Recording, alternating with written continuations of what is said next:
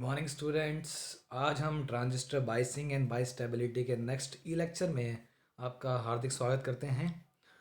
आज के इस ई लेक्चर में हमारा जो टॉपिक है वह है बाइस कंपनसेशन।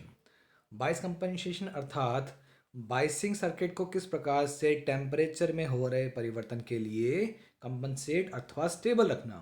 तो उसके लिए विभिन्न प्रकार के डिवाइसेस का यूज़ किया जाता है, जिसके द्वारा टेम्परेचर वेरिएशन यानी कि तापमान में हो रहे परिवर्तन को बिल्कुल स्थिर रखा जाता है। इस तरह के डिवाइसेस बाइस कंपनसेशन डिवाइस कहलाते हैं। तो आइए देखते हैं हमारे आज की जो टॉपिक है वो क्या है। बाइस कंपनसेशन टेक्निक्स हमारा टॉपिक है आज का। उसमें हम दो प्रकार के डिवाइसेस के द्वारा इस प्रक्रिया को देखेंगे। तो बाइस कंपनसेशन टेक्निक यूजिंग डायोड और दूसरा है सेंसिस्टर। तो ये आज के हमारे टॉपिक हैं। अब सबसे पहले बात करते हैं डायोड के द्वारा बायस कंपनसेशन। देखिए, बायस कंपनसेशन टेक्निक बेसिकली होती क्या है। compensation techniques use temperature sensitive devices such as diode, thermistor, transistor etc to maintain operating point constant। इसका मतलब है कि इस तकनीक में जो तापमान सेंसिटिव डिवाइसेस हैं उनका उपयोग किया जाता है, जैसे कि डायोड, थर्मिस्टर एवं सेंसिस्टर आदि का, जिससे ऑपरेटिंग पॉइंट को कांस्टेंट रखा जा सके। तो सबसे पहले बात करेंगे डायोड कंपनसेशन की।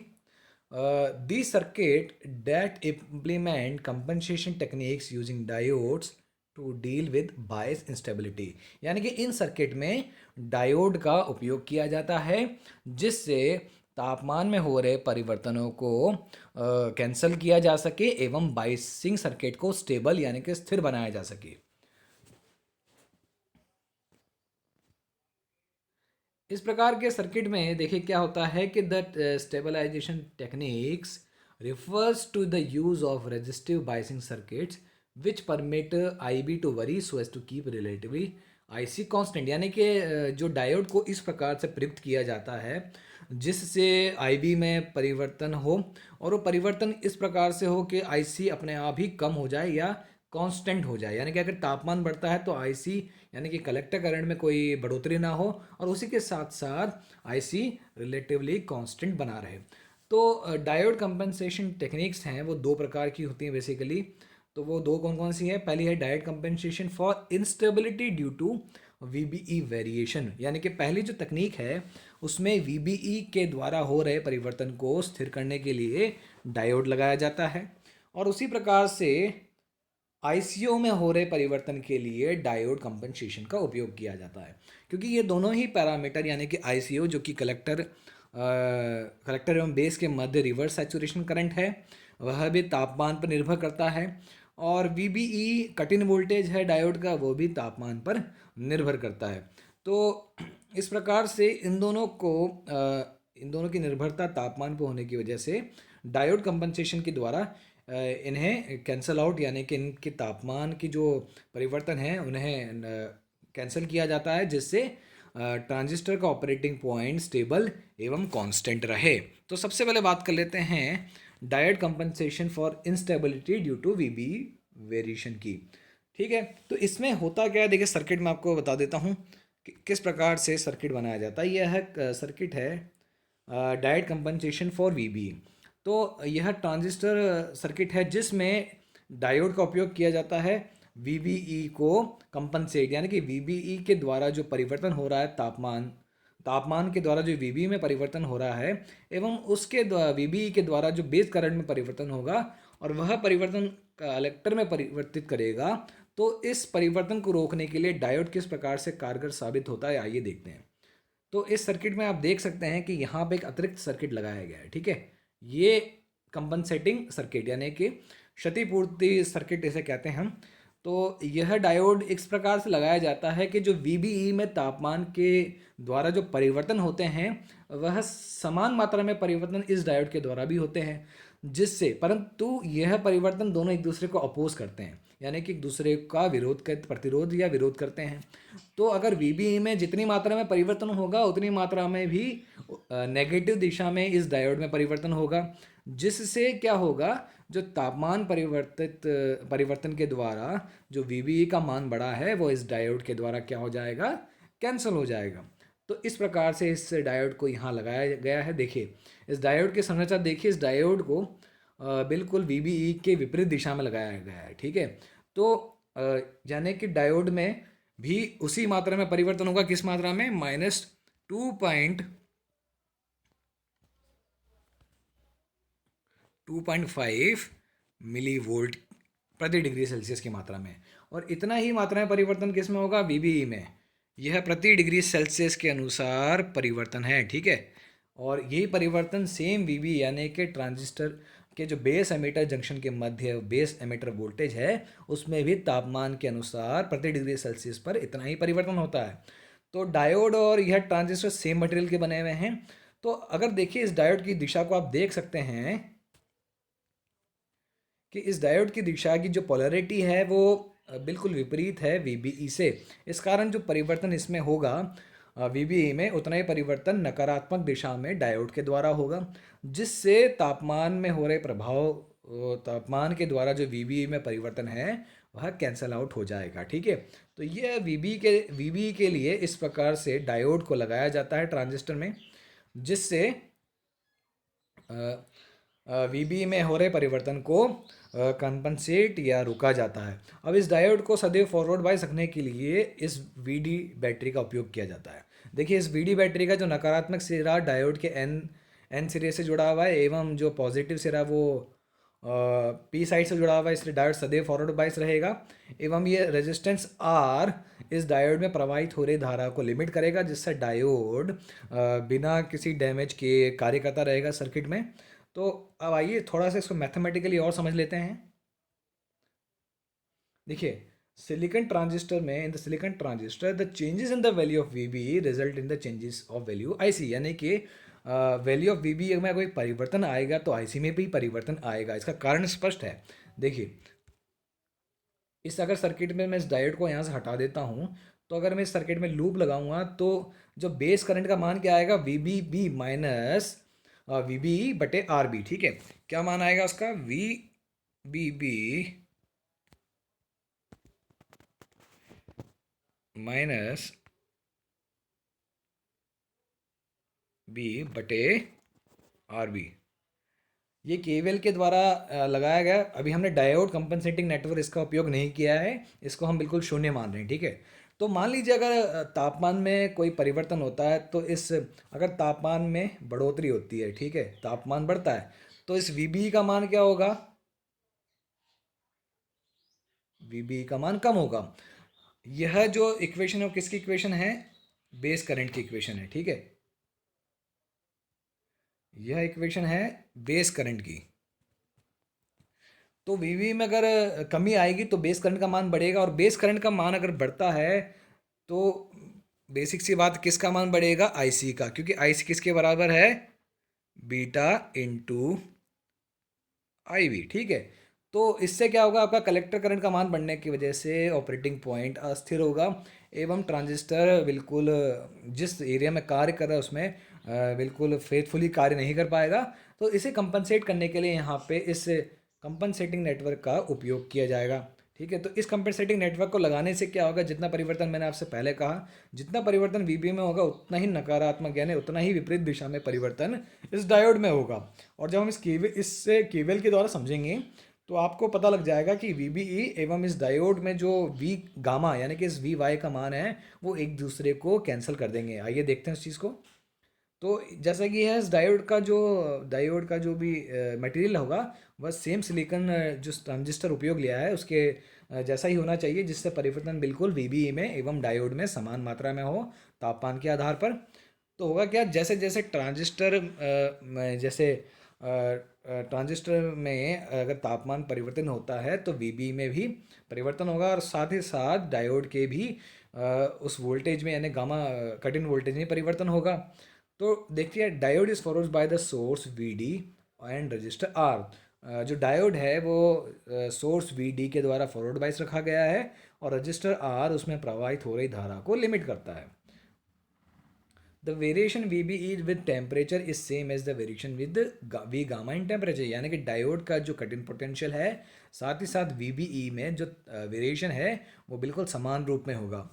तो जो क्वांटिटी होगी इन दोनों की वो क्या हो जाएगी, जब हम लूप में इसको बात करेंगे तो V B E minus V gamma, मैंने बताया है कि वी बी ई में भी बढ़ोतरी सेम होगी और डायोड के में भी वी गामा में भी बढ़ोतरी सेम होगी, परंतु ये दूसरे को अपोज करेंगे, जिससे जो तापमान में परिवर्तन होगा इस इक्वेशन के द्वारा क्या हो जाएगा, कैंसल आउट हो जाएगा।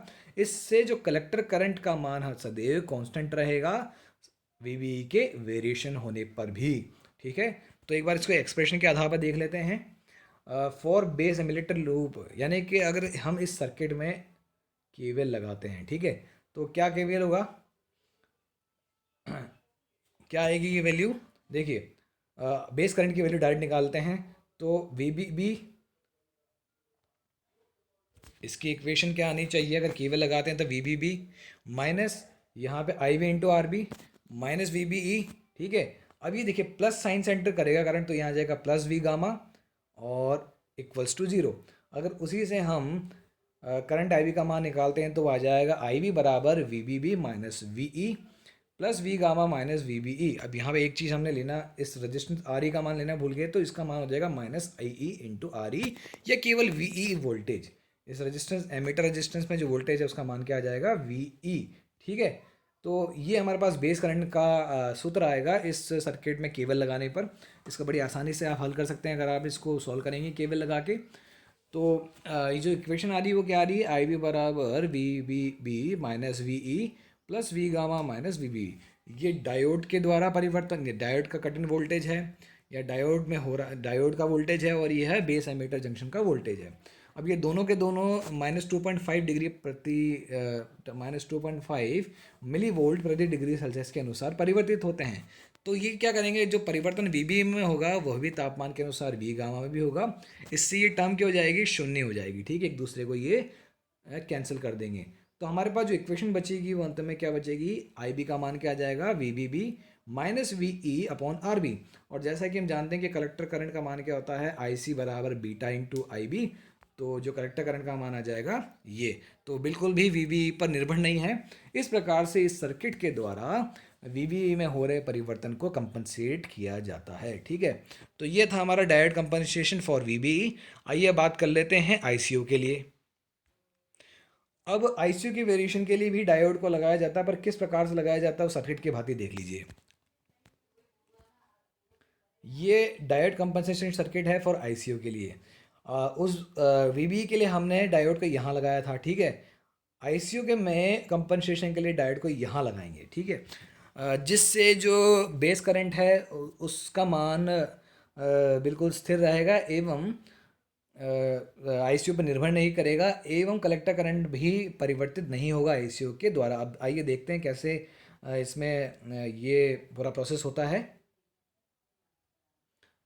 देखिए, the reverse saturation current IO of the diode will increase with temperature at the same rate as the transistor collector saturation current ICO।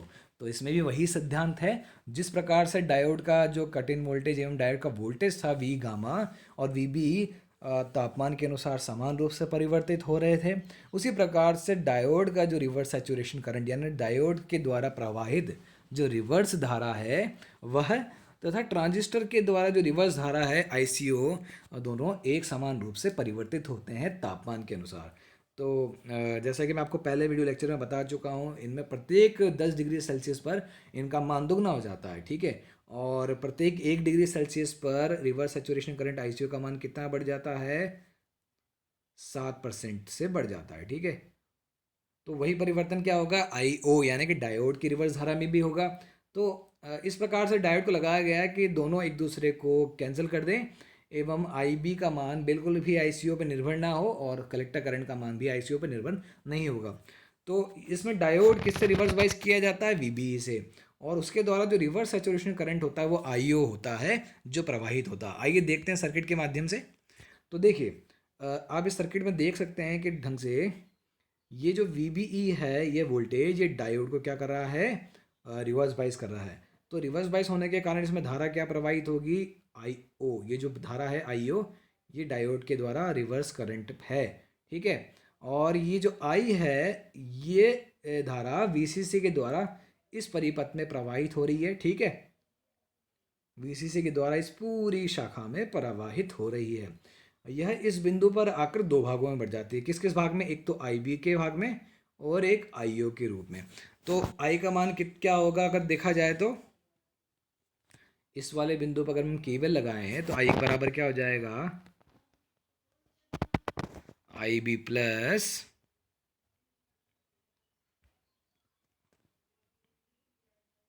आई ओ, ठीक है। तो आई बी का मान क्या हो जाएगा इस हिसाब से? आई बी बराबर आई माइनस आई ओ, ठीक है। ये आई बी का मान हो जाएगा। अब इसी को हम इसका उपयोग कर देंगे। देखिए इसका उपयोग किस प्रकार से करते हैं, देखिए आप इसको एक्सप्रेशन में देखिए एक बार। तो मैंने जैसे बताया कि बेस करंट का मान क्या आएगा, अगर वहाँ हम नोट पे लगाते हैं आई बी बराबर आई माइनस आई यू।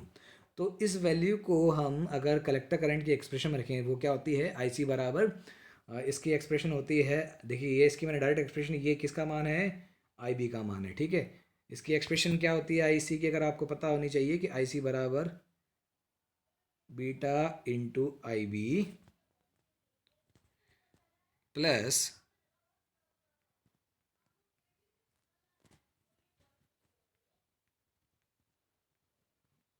ठीक है। तो इस जगह हमने क्या रखा है? इस आई बी का मान यहाँ इस जगह रख दिया है। तो इससे हमें क्या प्राप्त हो रही है इक्वेशन?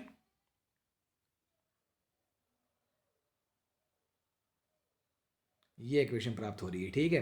अब इस एक्सप्रेशन में आप देख सकते हैं कि जो बीटा है उसका मान एक से काफ़ी अधिक होता है। बीटा का मान 49 एवं 50 तक हो सकता है। तो एक्सप्रेशन क्या बन जाएगी उसके फलस्वरूप में? ये एक्सप्रेशन बन जाएगी आई सी बराबर beta I minus B I O, यानी कि डायोड के द्वारा प्रवाहित रिवर्स धारा, प्लस बीटा आई सी ओ अर्थात ट्रांजिस्टर द्वारा प्रवाहित रिवर्स धारा। तो अब देखिए जो अब इसमें क्या होगा कि आई जो है बिल्कुल भी आई आई इज ऑलमोस्ट कांस्टेंट, यानी कि आई का मान, किस आई का मान? इस वाले आई का मान बिल्कुल भी तापमान पर परिवर्तित, तापमान पर निर्भर नहीं है। तो आई बिल्कुल कांस्टेंट रहेगा। परंतु जो डायोड का रिवर्स सैचुरेशन करंट है और आई सी है, दोनों क्या करेंगे? तापमान पर परिवर्तित होते हैं। इस वजह से दोनों एक दूसरे को क्या है अपोज करें, क्योंकि माइनस बीटा आई ओ और बीटा आई सी ओ, तो ये दोनों क्या होंगे? कैंसर हो जाएंगे। और जो कलेक्टर करंट है बिल्कुल किस पर निर्भर रहेगा? बीटा आई पर, जिससे कलेक्टर करंट बिल्कुल कांस्टेंट रहेगा एवं ऑपरेटिंग पॉइंट कांस्टेंट रहेगा। तो यह तकनीक थी डायोड के द्वारा आईसीओ को कंपेंसेट करने के लिए।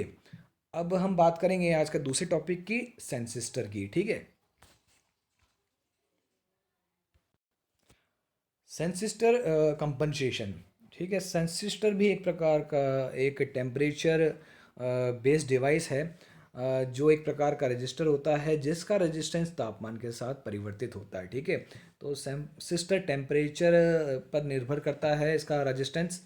तो यह the resistance increases exponentially with temperature, that is the temperature coefficient positive, यानी कि इसका जो मान है रेजिस्टेंस, इसका रेजिस्टेंस तापमान के साथ एक्सपोनेंशियली एवं चार घाता की रूप से बढ़ता है।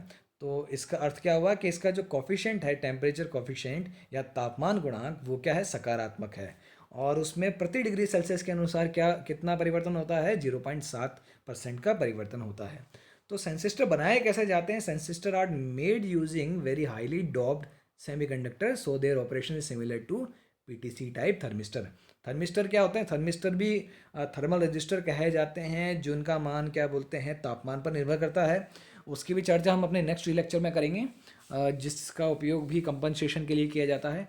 और सेंसिस्टर कैसे बनाए जाते हैं? Sensistor are made using very heavily doped semiconductor है, यानी सेमीकंडक्टर में काफ़ी ज़्यादा मात्रा में डोपिंग है अथवा मादन करके सेंसिस्टर को बनाया जाता है, जिसके कारण इनका जो तापमान गुणांक है, ताप गुणांक, वह पीटीसी अर्थात पॉजिटिव हो जाता है। क्योंकि अगर आप सेमीकंडक्टर में ज़्यादा मात्रा में अगर डोपिंग कर देंगे तो वह बिल्कुल एकदम मेटल के भांति कार्य करता है, जिससे क्या होगा? उसका जो ताप गुणांक होता है वो पॉजिटिव हो जाता है। तो सेंसिस्टर का इसी सिद्धांत का उपयोग हम यहाँ पर बायस कंपनसेशन में ले सकते हैं, जिसका सर्किट देखिए क्या है।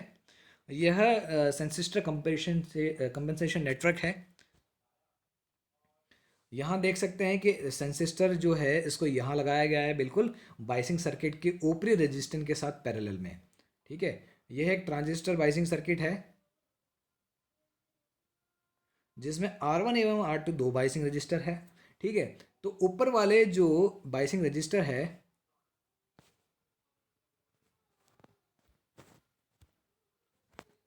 ऊपर वाला जो बाइसिंग रजिस्टर है उसके साथ सेंसिस्टर को पैरेलल के रूप में लगाया गया। अब देखिए, मैंने आपसे कहा कि सेंसिस्टर का जो रेजिस्टेंस है आर एस, उसका मान तापमान के साथ क्या होगा, बढ़ेगा। यानी कि अगर तापमान में बढ़ोतरी होगी तो सेंसिस्टर का मान बढ़ेगा। तो इससे ये जो ऊपर वाला जो संयोजन है इसके द्वारा जो रेजिस्टेंस आएगा, जैसे उसका नाम दे देते हैं हम आर डैश टी। ठीक है, उसका मान क्या होगा, उसका मान भी बढ़ेगा, क्योंकि अगर किसी पैरेलल संयोजन का मान अगर देखते हैं तो उसका मान दोनों पैरेलल संयोजन पर निर्भर करता है, तो उसके मान में बढ़ोतरी होगी, जिससे इस पैरेलल संयोजन के मान में बढ़ोतरी होगी।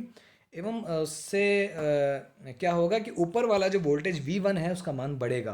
तो इससे क्या असर पड़ेगा, इससे जो नीचे वोल्टेज है बाइसिंग वोल्टेज V2 उसका मान कम होगा एवं बेस करंट का मान भी कम होगा, जिससे कलेक्टर करंट का मान कम होगा। आइए इसको एक्सप्रेशन के द्वारा समझेंगे, जिससे आपको ज़्यादा आसानी रहेगी समझने में।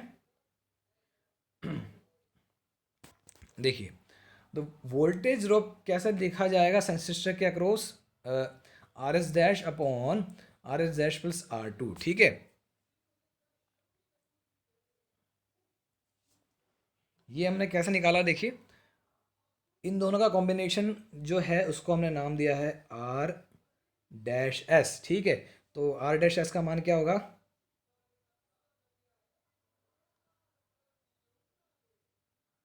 R S parallel to R1। ठीक है, R S dash parallel, R S dash का मान होगा आर एस पैरेलल R1। अब देखिए, जो ये आर एस में जो वोल्टेज है V1 वो कैसे निकाला जाएगा, वो इस प्रकार से निकाला जाएगा, V1 बराबर are S dash upon are S dash plus R2 और इन टू टोटल वोल्टेज जो हमारे पास क्या है VCC के बराबर। ठीक है,